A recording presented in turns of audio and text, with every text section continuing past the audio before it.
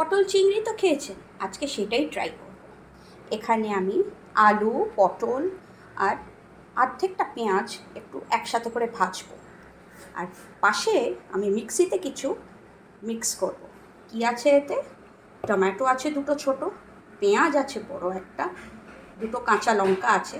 এর ভেতর আমি অ্যাড করব আমাদের বেসিক যে স্পাইসেসগুলো, সেটা হচ্ছে turmeric powder, cumin powder, coriander powder.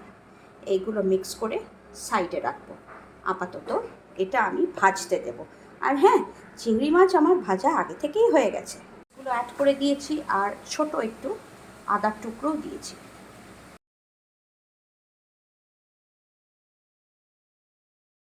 এখানটা আলু পটল ভেতরটা পেঁয়াজ ভাজতে দিয়ে দিয়েছি, একটু নুন একটু হলুদ অ্যাড করে আমি আবারও কড়াইতে তেল নিয়ে সাদা জিরে আর গোটা গরম মশলা দিয়ে পেস্টটাকে আমি একটুখানি কষিয়ে নেব, যে পেস্টটা আমি মিক্সিতে করে নিয়েছি।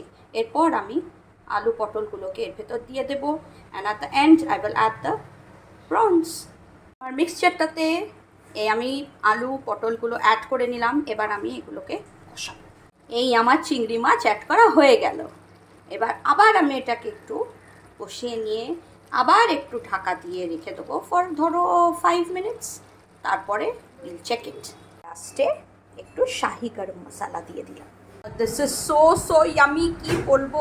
এটা আমরা গরম গরম ভাতের সাথে খাবো, আবার আমরা রুটি দিয়েও খেতে পারি। খুব খুব ভালো লাগবে। তাড়াতাড়ি করে ফেলবো।